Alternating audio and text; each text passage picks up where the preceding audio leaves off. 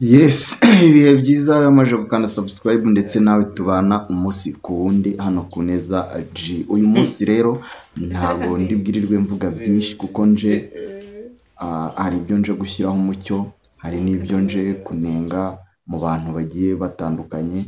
Abantu benshi ubu ngubu duhugiye mu mavideo ya yampano, turimo turasabiriza amavideo ya yampano, ariko hari umuvandimwe umeze nabi cyane. Ariko uwo nguwo ntago turimo kumureba, ahubwo turimo turibaza amavideo ya yampano ndayakura he, ndayashaka gute, kandi ibyo ngibyo biri muri bimwe mu bigize icyaha. Ibyo rero reka tubyirengagize, ahubwo uyu munsi hari igitabo ngira ngo dusomane bacyita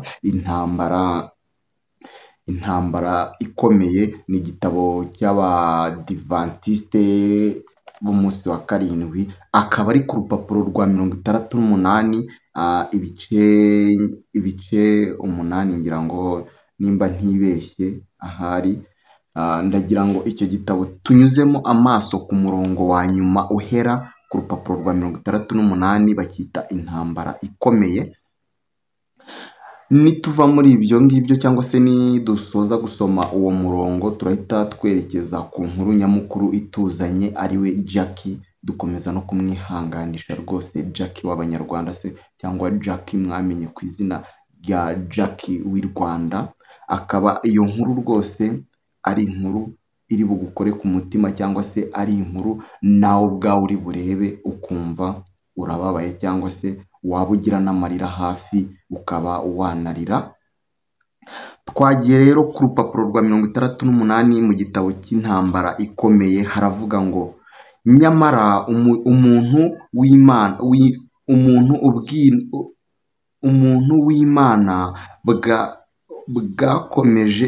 bw'Imana bwakomeje kurinda umugaragu wabwo umugabo wamaze igihe cyose cy'imibereho ye arwanira ukuri, ashize amanga mu kaga yahuraga nako mu buzima bwe bwose.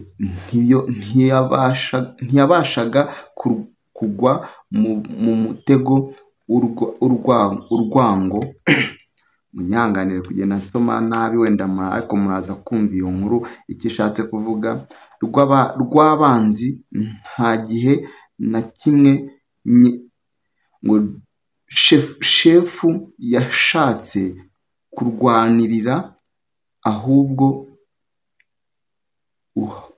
uhoraho yagiye amubera umurinzi.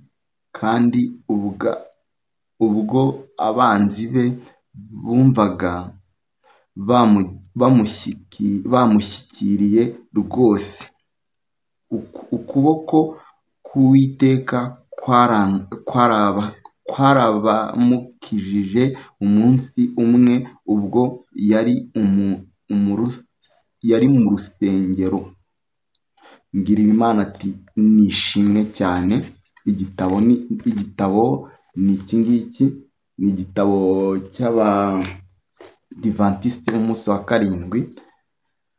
Akaba ari igitabo naje gusoma uriya murongo, numva nkurikije n'ubuzima Jack arimo kunyuramo, cyangwa se ukuntu ari kubabazwa n'umubiri, numva ko ngomba kugira icyo nza nkabivugaho. Hari uwiyise ngo ni indaya ya Yesu, ntago turahura, maybe wenda nibishoboka igihe kizaduhuza. Kuri iyi mihanda haba hari ibintu byinshi, hari abantu benshi dushaka kuza tugaprofitira mu bubabare bw'umuntu, dusa nkaho tumutera inkota, cyangwa se turimo kumwishima hejuru, twambaye umubiri rwose.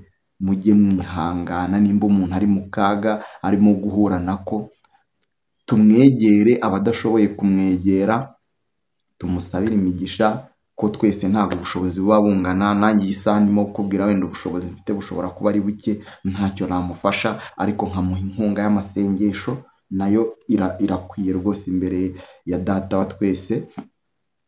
Ndagira ngo rero kugira ngo dukomeze, cyangwa se tugire ikindi dukomeza tuvugaho, banza undebera ino video ya Jackie, noneho nyuma ndaza kuza mbabwira kuwise indaya ya Yesu, kurikira video ya Jackie. Jackie wanyu mukunda, Jackie w'i Rwanda, Jackie ubakunda nawe, ndabasuje mu izina rya Yesu. Amen. Yego. Ijwi rye uraryumvise. Tudatinze rero, Jackie duhamagaje ikubagaho.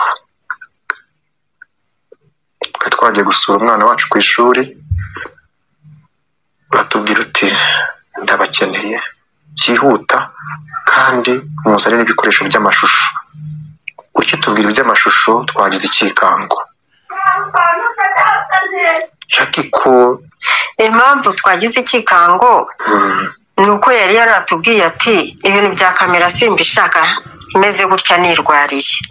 Urumva n'ubushize twakoranye ikiganiro ashimira umumama wari wamufashije, ariko bumvijwe ariko ntibabona ishusho. Atubwira ati rwose simeze neza, nimera neza nzaza mbone kugira ikintu mbwira abanyarwanda.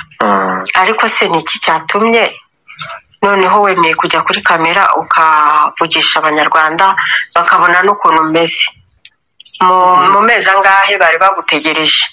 ni iki gikomeye ushaka kubwira abanyarwanda gituma noneho unakivuga atari ukumva ijwi noneho babona ishusho ya Jackie w'i Rwanda?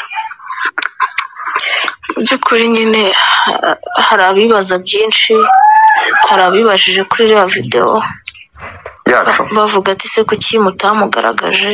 Ngewe comment ndazisoma nk'uko nabibabwiye. Yego. Ese kuki ngo mutamugaragaza ngo turebe uko amerewe, ibintu nk'ibyo. Ndavuga ati noneho najya kuri kamera n'ubundi ntacyo misha, kandi hari ibyiringiro ko ngomba gukira mu izina rya Yesu. Ntabwo nzapfa, ngewe sinzakenyuka, nzabaho. Amen. Yego.